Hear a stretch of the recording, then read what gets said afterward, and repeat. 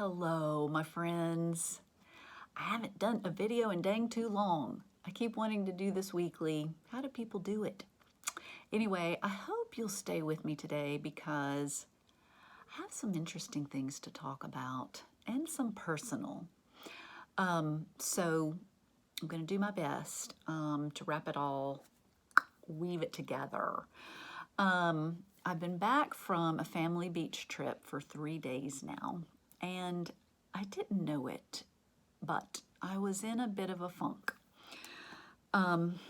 Actually was in this funk for most of the trip, if not all of the trip.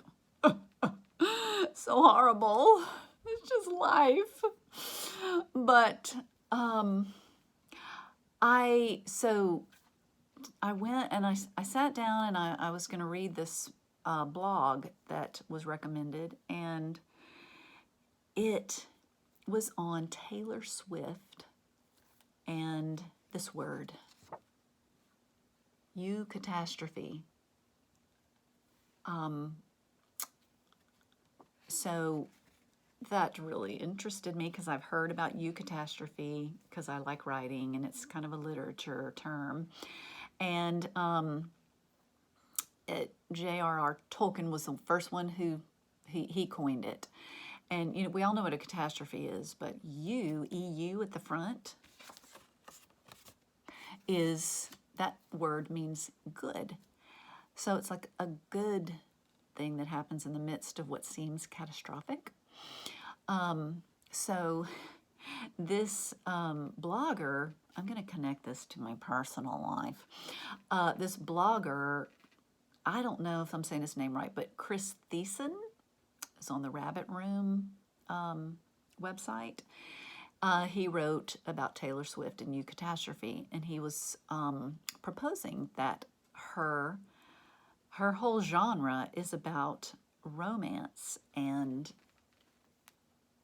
the experience of the human story as it comes through romance. And he was saying that her songs have eucatastrophe in them. Let me define this, okay? Eucatastrophe is, in a story, there's a sudden turn of events at the end which ensures that the protagonist, which is you or me in our own story, the main character, this turn of events ensures that the protagonist doesn't meet some terrible, impending, and probable doom, okay? So, you know, all stories are either comedy or tragedy, if you think in terms of Shakespeare. And it doesn't mean funny. It means either things are going to end tragically or they're going to end well when all is said and done. That's what a comedy is. So Tolkien, this eucatastrophe idea, he definitely believed in comedy, that our ultimate story is one of comedy because of God. So he thought of this eucatastrophe thing as in terms of joy, like this turn of events is suddenly like, oh, there's optimism and there's hope and there's joy. So, so Chris Thiessen is saying that Taylor Swift is an incredible artist who shows this in her songs in the form of romance. So,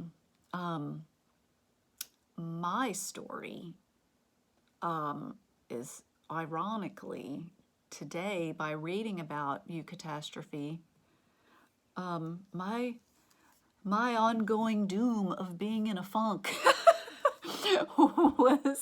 was turned. It was a sudden turn of events when I read this post about eucatastrophe, because it like cleansed my brain, and probably literally did cleanse my mind of some bad chemicals, because I listened to her song called Evermore, and it is so beautiful. I had no idea Taylor Swift had such a beautiful song, and I'm so sorry to those of you who are avid fans and are much smarter than I am to have been a fan for so long, because I've got to go check out some more of her songs.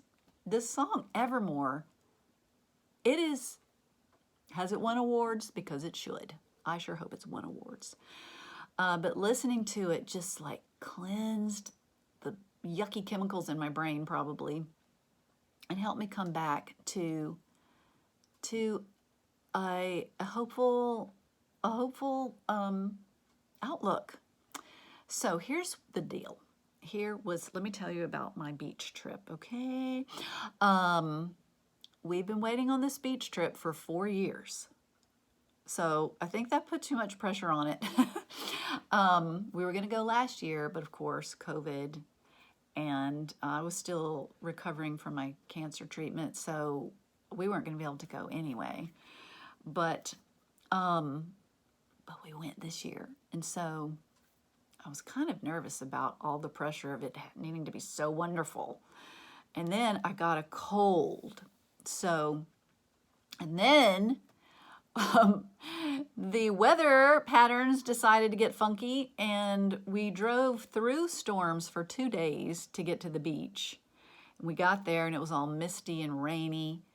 And so, and I had a cold, and so did the other half of my little unit, because they had stopped off in Marshall on the way to the beach a week ahead of time and gotten a cold from me. So anyway, so my household, which was the Craig Van Bibber family, we all had colds. And so we were like the lepers of the group. And, no one wanted to be around us. There were 35 of us in total. My parents, who are still living and with us, my 3 sisters, their husbands, and our kids and grandkids, almost all of them. We missed a few, sadly, but so there were like 35 or 36 or something like that.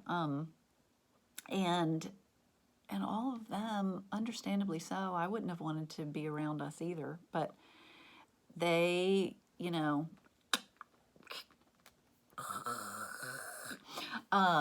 so my love language is wanting to be with me, and so I couldn't help it, but I felt rejection. And my rational mind told me that didn't mean anything about me, but my irrational mind said I was rejected. And so the funkiness of the mist, and then having a cold and being tired and not having normal social energy, all of it came together to create this funk in my head. And, I'll talk about this some other time. I'm sure along the way I'll continue to talk about mental health things at times, just because I hate that term. It's so technical. I prefer to think about us, in human terms and not almost like mechanical terms, but I do want to talk about what I experienced as, I'm going to call it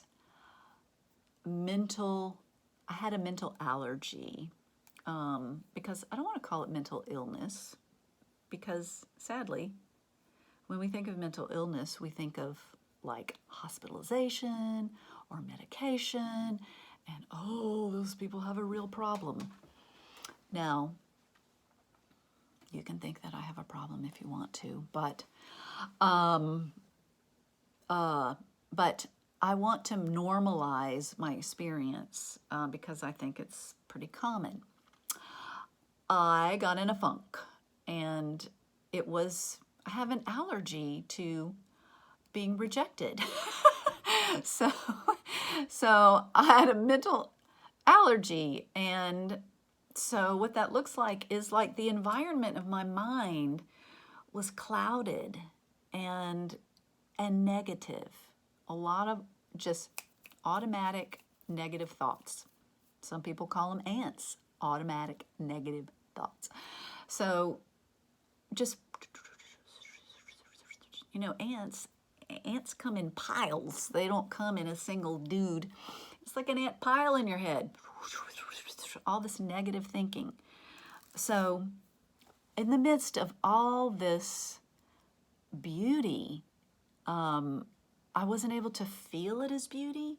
I could see it, but I experienced all the beauty through this lens of kind of like danger, like I'm not good enough. And I have this can happen to me. So like some of the things that were so amazing on this trip, just to give you a sense, like the tangibles. I mean, the ocean.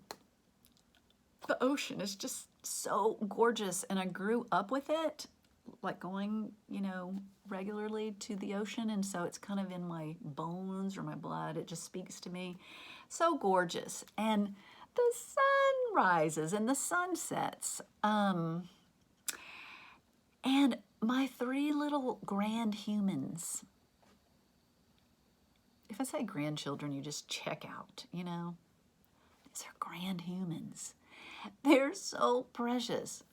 Simon and I, we had a time where we had finally each gotten a pair of goggles from the store. It seemed to take all week, and this was our last day. And we were in the pool, and we would count to 3. 1, 2, 3. And we'd go underwater, and we'd stare at each other face to face, almost get right up to each other's goggles, and look in each other's goggles and stay under for as long as we could, which wasn't that long. It was very long, Simon. It was. He was working on his underwater breathing. I mean, holding. And so we'd stare at each other's goggles through the water, and then we'd come up, and we'd be so excited. And then Mila, my little 2-year-old granddaughter, a girl like me, she stayed with me in my arms through the pool for one whole afternoon, it seemed like, and we'd bob around and we'd talk. And then our pool had these 2 areas of waterfalls, and we went over, and at first she was a little scared, but I was holding her, and I put my head backwards. The waterfall was back here, and I let the waterfall go through my hair, and she's like, oh, and so she let me lean her into the waterfall, and she put her head back, and she, oh, and then we laughed, and we had such a good time. And then she'd go, that one, and she wanted to go across the pool to the other one, and we'd do that one. And then she'd go, that one, and we'd go over there, and we'd do that one. It was magical. And then Isaiah, he is the oldest, and so he is very aware of everything going on in a busy world with 36 of us, and our condo even would be kind of chaotic, and so he'd kind of get into his head, I think, trying to get out of all the chaos. And so I'd see him across the room, and I'd go, like, come here. And he'd see me, and you could tell he had suddenly felt seen in the midst of all the chaos. And you could see his body kind of relax, and his face smile and relax, and he'd come over, and I'd take him with my legs around him in my arms, and he'd just melt into me. So, these are things of like the greatest beauty ever. And I definitely laughed a lot on this trip. But there was always that fog, and then I'd feel shame about having the fog, like, man, you're just so messed up. Why can't you just shake this off? Whatever, that kind of thing. But I forgot what I was going to say. Something about all the beauty and the fog, and let me think. Well, I don't know. Let me see. I have some notes here. So I might have like a lifting of it for a minute and just enjoy things. And I know what I was going to say. I was going to say that I was able to stay present, like I still did everything I would have wanted to do. I tried to, share the load with everybody, because it's a lot of work when you have kids at a beach. And I tried to look for God. I tried to look for God in the nature and in other people. Tried to get reacquainted with my long lost nieces and nephews and sisters and everything. But it was just still hard. So I think that is just the fallen world we're in. But we can hope that it's going to turn, sometimes sooner than later, sometimes later.